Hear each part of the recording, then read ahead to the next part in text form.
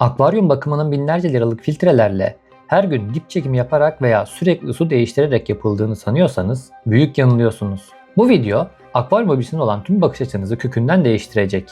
Şu an ekranda gördüğünüz kristal berraklığındaki bu suyun sırrı tamamen kendi elimle yaptığım, maliyeti neredeyse sıfır olan ve aylarca kapağını bile açmadığım plastik kutunun içinde saklı. Su akışım yavaşladı. Bu da demek oluyor ki temizlik vakti geldi.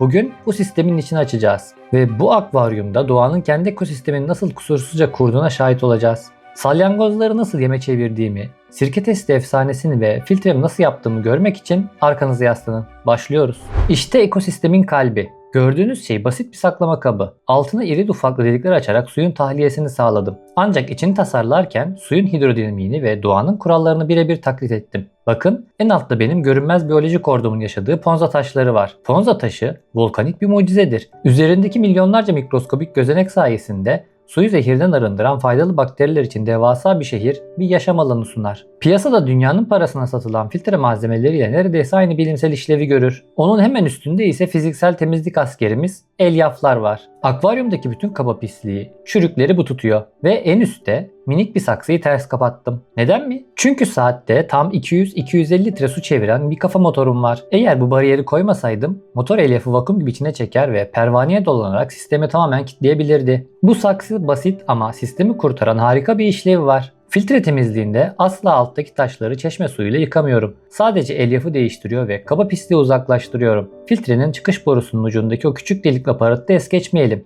Bu parça suyun şiddetini kırarak içerideki bitki ve balıklara huzurlu, stressiz, laminer bir şelale etkisi yaratıyor. Elyafın yenisi kondu. Akış tekrar hızlandı. Sistem yeniden çalışıyor. Gelelim akvaryumun içine. Dikkat ettiyseniz toprak ya da kum yok. Sadece kayalara tutunan anibias ve diğer bitkilerim var. Genelde bir hobici sararan, eriyen bir yaprak gördüğünde onu hemen makasla kesip tanktan atar. Suyu bozacağından korkar. Ama ben asla dokunmuyorum. Neden mi?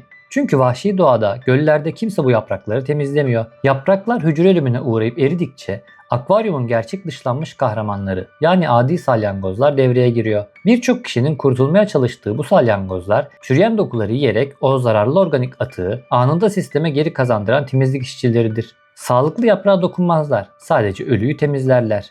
Doğaya izin verdiğinizde o kendi çöpünü kendisi yönetir. Tabii sistemde her şey yolunda gittiğinde ve yiyecek çok olduğunda bu temizlikçiler hızlı ürerler. Dikkatli bakarsanız yaprak altlarına ya da filtre malzemelerine bıraktıkları bu şeffaf, jel gibi koruyucu kesenin içinde yumurtaları görebilirsiniz. İçindeki o minik beyaz noktalar yeni nesil işçiler. Peki nüfus kontrolden çıkarsa ne yapıyorum? İzlemesi kimilerine göre biraz sert gelebilir ama ekolojik bir gerçeği uyguluyorum. Fazla salyangozları hafif ezip lepisteslerime canlı yem olarak veriyorum. Bunun neresi mi doğru? Lepistesler doğada alglerin yanı sıra böcek ve minik omurgasızlarla beslenen fırsatçı avcılardır. Bu ezilmiş salyangoz etindeki yüksek kalite protein ve kabuğundaki kalsiyum minerali balıklarım için satın alabileceğim en pahalı yemden bile daha faydalı. Balıklar kabuğu eritebilecek sindirim enzimlerine sahip. Hem fazla nüfusu kontrol ediyorum, hem atıkları proteine çeviriyorum, hem de balıklarıma doğal diyetlerini sunuyorum. Doğada israf diye bir kavram yoktur. Sadece enerjinin el değiştirmesi vardır. Tankın dekorasyonu için bir akarsudan doğal nehir taşları topladım.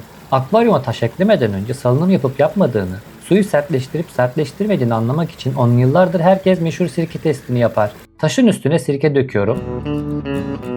Gördüğünüz gibi bir tanesi köpürüyor ama diğerlerinde köpürme yok. O zaman köpürmeyen bu taş güvenli midir? Cevap veriyorum, hayır. Sirke dediğiniz şey zayıf bir asittir. Birçok sert kireç taşında köpürmese bile bir akvaryuma girdiğinde bu taş aylar içinde çözünerek suyu sertleştirir. Lepistesler zaten sert suyu sever. O yüzden bu taşların salınım yapması benim tankım için harika bir şey. Suyu tamponluyor. Ancak diskus gibi yumuşak su isteyen balıklar besliyorsanız sirkeye güvenmeyin. Sirke yerine nitrat testi solüsyonlarındaki daha güçlü asitleri damlatırsanız bu masum görünen taşın aslında nasıl şiddetle köpürdüğünü ve asıl kesin sonucu o zaman görürsünüz. Bu da size benden küçük bir bilimsel tüyo olsun. Videoyu bitirmeden önce son bir işlem. Vasılat tankında uzayan bitkileri budadım. Çoğu bitkinin uzayan tepe noktasını kesmek onlara zarar vermez. Aksine büyüme hormonlarını tetikleyerek yanlardan daha gür, çalı gibi çıkmasını sağlar. Kestiğim bu taze, köksüz sürgünleri asla çöpe atmıyorum.